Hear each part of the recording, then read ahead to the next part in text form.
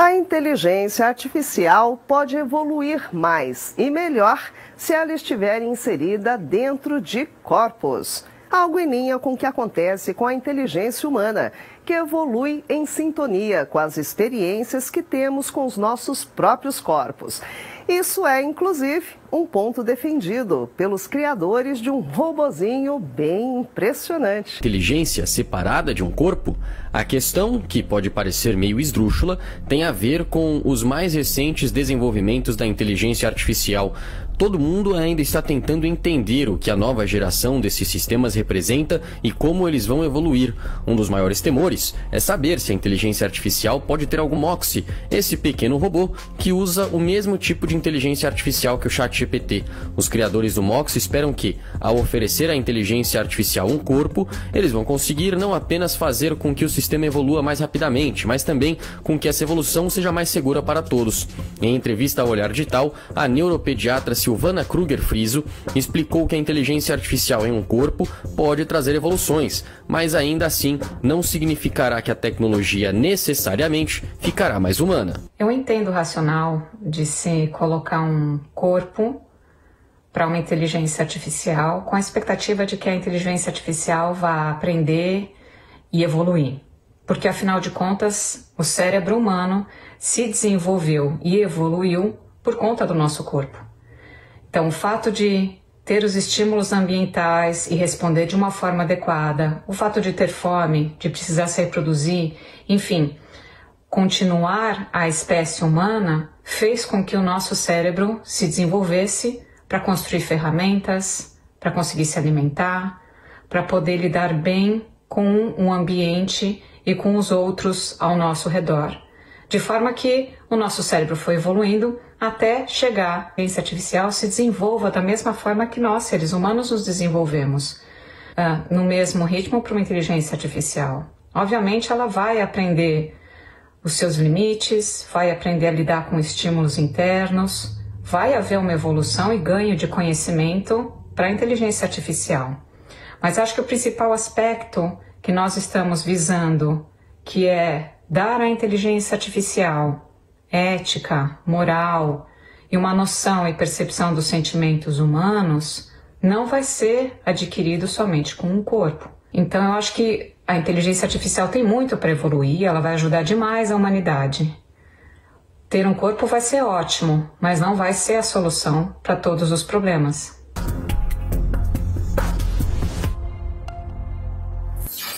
Complexo, não? E para falar um pouquinho mais sobre inteligência artificial, especialmente na medicina, vamos receber agora ao vivo o Dr. Vinícius Rocha, que é cirurgião e professor do Serviço de Transplante de Fígado e Órgãos do Aparelho Digestivo da Universidade de São Paulo. Vamos lá, deixa eu colocar aqui o Dr. Vinícius na nossa tela para a gente conversar um pouquinho. Doutor Vinícius, boa noite. Bem-vindo à edição do Olhar Digital News. Muito obrigada pela sua presença. Boa noite, Marisa. Como vai? Eu vou muito bem. Prazer em recebê-lo para falar aí um pouquinho sobre tecnologia, inteligência artificial. Bastante atenção hoje pela sua experiência com o uso da inteligência artificial na medicina e em transplantes também. Sim, se nós fizermos uma analogia entre a inteligência artificial e a nossa inteligência ela vai muito além dos nossos corpos, né? Mas, de certa forma, a nossa inteligência ela fica limitada a esse espaço que é o nosso corpo. Um exemplo, se eu estou irritado, eu posso dar um tapa na mesa. Mas dificilmente eu vou bater a cabeça no vidro, porque eu sei que o meu corpo ele vai limitar um pouco aquele meu impulso de bater a cabeça no vidro. Isso também acontece com a inteligência artificial. A inteligência artificial solta por ela mesma, talvez realmente não tenha limite, mas dentro de um corpo, como hoje apareceu até, inclusive, ali no New York Times, você, dando um corpo artificial num robô, você limita o espaço da inteligência e ela acaba aprendendo um pouco com os próprios erros ali numa forma. Então, sim, a resposta é: eu acredito que na medicina, nos transplantes, em cirurgias, as inteligências elas vão acabar se vinculando a corpos também, a robôs. No entanto, eu não consigo dizer o quanto tempo isso vai levar. Por enquanto, ela está ainda solta, sem um corpo. É isso. Com certeza é um assunto interessantíssimo, até esse conceito do aprendizado, né, que realmente nós temos pelo corpo, né, nós temos um aprendizado pelo corpo. Agora, doutor Vinícius, como que hoje a inteligência artificial já está ajudando na medicina, não só na medicina, como nos transplantes também? Bom, muito bem. Na medicina, no geral, ela já é muito utilizada. Eu acho que talvez o exemplo mais interessante seja aqueles vinculados aos exames de imagem, de diagnóstico, por exemplo, dos cânceres, né? Onde você consegue, de acordo com a densidade, o tamanho do nódulo, a característica dele, ali mesmo o próprio software, a própria inteligência ali embutida, consegue já te dar mais ou menos. É óbvio que por trás daquilo existe toda a inteligência humana que define todos os algoritmos, mas uma vez definido, a inteligência artificial, ela mesmo depura tudo aquilo e já te dá um prognóstico, te dá um caminho terapêutico, seja cirúrgico, ou seja, por exemplo, através de quimioterapia. Eu estou usando o exemplo do câncer porque eu acredito que é o exemplo mais que nós temos que seja mais exuberante aí nesse campo da inteligência artificial. Então, nós progredimos a passos largos para que esse diagnóstico seja cada vez mais feito pela inteligência artificial. Tá? Em relação aos transplantes propriamente dito, nós temos hoje algoritmos onde a gente calcula, por exemplo, o risco daquele transplante, por exemplo, de fígado, sobreviver um ano ou não sobreviver em um ano, em torno de, variando aí de 40% até 100%. A gente já consegue colocar isso em números, de acordo com o algoritmo.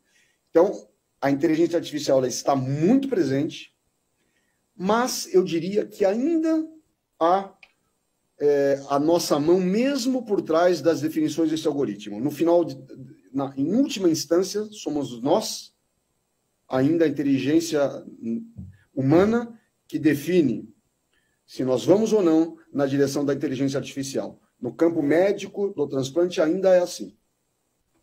Agora, doutor Vinícius Rocha, claro que é um assunto bastante delicado e que vai evoluir ainda e muito. Eu queria saber como o senhor enxerga o futuro da presença da inteligência artificial na área de transplantes, mas num futuro, não exatamente ainda por agora. O que o senhor imagina que ela possa se transformar no futuro a médio prazo? Médio prazo. Marisa, veja, quando a gente fala de transplantes, talvez a gente esteja falando do que há de mais árduo, de mais tecnológico e talvez de mais emocional no campo médico. Nós estamos falando de uma família que acabou de perder um ente querido, que tem que enterrar o seu ente querido, e ela faz um gesto de doação dos órgãos para um outro paciente que tem pouco tempo de vida. Então, aqui nós não estamos falando só de um ente, nós estamos falando de dois entes, um doador, com a família aqui, o receptor, que está numa UTI, muitas vezes morrendo, e no meio dele tem uma equipe médica, eu, no caso, por exemplo, um cirurgião, que está sujeito a todas as emoções que envolvem esse processo, que numa cirurgia que antes durava 12 horas, hoje dura em torno de 5, 6 horas, mas que tem que ter aquele estado emocional absolutamente o mais constante possível, para que caso um vaso sanguíneo ali maior sangre, você possa fazer a hemostasia de uma forma rápida. Ou seja, o fator emocional ele vai estar sempre envolvido na vida médica. Não tem como você tirar a humanidade disso, né? Então, eu tenho certeza, como eu vejo a inteligência artificial nisso, eu vejo que ela pode tirar alguns fatores que podem atrapalhar, por vezes, o nosso desempenho técnico na realização de um transplante, a nossa performance mesmo. Então, eu vejo assim a inteligência artificial e também juntando, dizendo assim, o perfil desse doador, ele é muito compatível com o perfil desse receptor. Esse casamento entre esses dois tem uma chance de próximo de 100% de sucesso. Isso existe, nós temos scores, escalas, tanto de doador quanto de receptor, que quando se casam perfeitamente, sem o fator emocional médico, do cirurgião, todo envolvido, eu acho que a inteligência artificial pode atuar de uma forma brilhante nisso, sem desperdício de órgãos e com maior taxa de sucesso. Então é assim que eu vejo o futuro da inteligência artificial no transplante. Ah, com toda certeza, mesmo porque esse assunto transplante de órgãos é um assunto importantíssimo. E, doutor Vinícius, até para encerrar, eu queria que o senhor desse um panorama da situação do Brasil nessa área de transplantes, porque é muito importante que as pessoas entendam a importância dessa doação dos órgãos, apesar de que existe esse fator, como o senhor disse, emocional da perda de um ente querido e, né, ter ali um espírito para ter calma o suficiente para fazer ali uma doação do órgão. Como que está o cenário aqui do Brasil hoje e até como que as pessoas podem fazer para serem doadores de órgãos? Marisa, eu te agradeço demais por você tocar nesse ponto. Esse é um ponto que a gente deseja o tempo inteiro que as pessoas perguntem. Primeiro que é um motivo de orgulho no Brasil. Só para você ter ideia, o Brasil é o segundo maior país do mundo em números absolutos de transplantes. Você sabia disso? O Brasil ele só está atrás dos Estados Unidos em número de transplantes. Uhum. E isso demonstra o desenvolvimento de um país. O transplante ele traz tecnologia para dentro de qualquer hospital. Ele eleva tudo ao redor do transplante pelo campo tecnológico que se precisa, há uma melhoria universal nisso. E o Brasil ele é o segundo país do mundo em número de transplantes. No entanto, quando a gente olha a doação por milhão de habitantes, a Espanha, por exemplo, tem, se não me falha a memória, em torno de 40. O Brasil ele tem próximo a 12 por milhão de habitantes. A nossa tentativa era chegar ali perto de 20. E o que acontece? Para que haja a doação, o mais importante é que, em vida, eu mostre para os meus familiares que eu tenho vontade de ajudar e de doar os órgãos caso eu venha a falecer. É claro que ninguém quer isso, mas nesse momento é importante que a família saiba que a decisão não veio da própria família, que a decisão veio daquela pessoa enquanto estava viva. Então, essa é a questão.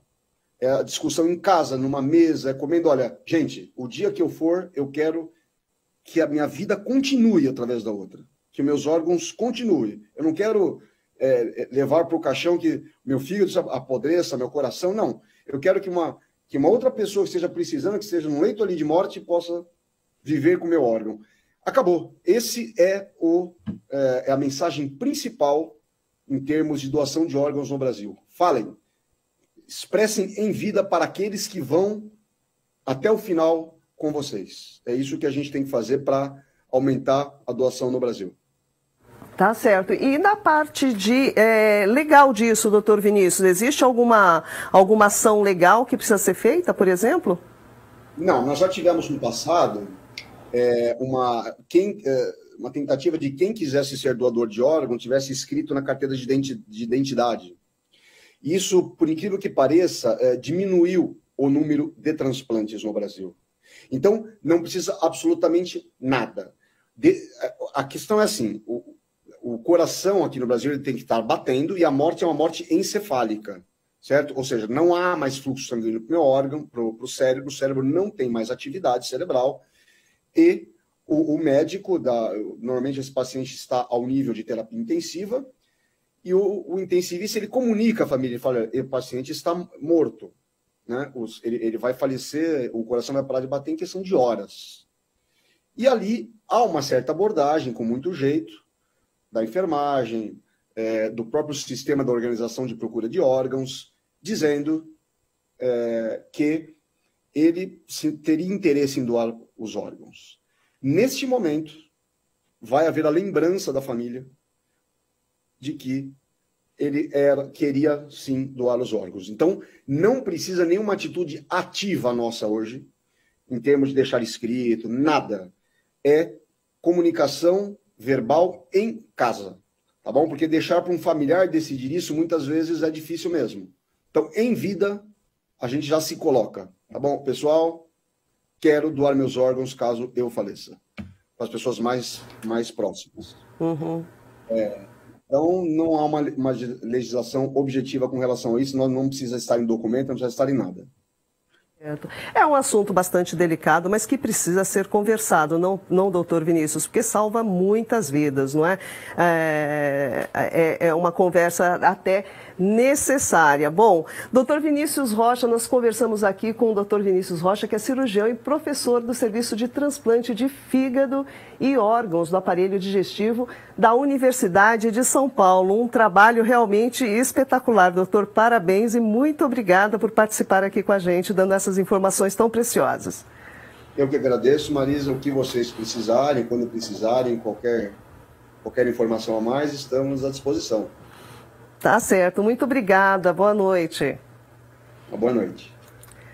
Pois é, pessoal, interessante. Começamos falando aí da inteligência artificial do corpo, partimos para a inteligência artificial auxiliando ali na medicina. É uma conversa interessantíssima que teria assunto aqui para a noite inteira, não é verdade? Bom, vamos voltar a tocar nesse assunto com toda certeza. Aproveitando que eu estou aqui nas redes sociais, quem está acompanhando a nossa live, gostou aí dessa entrevista especialíssima, aproveitem, deixem um like aqui no nosso vídeo, vamos aumentar a comunidade do Olhar Digital, pessoal.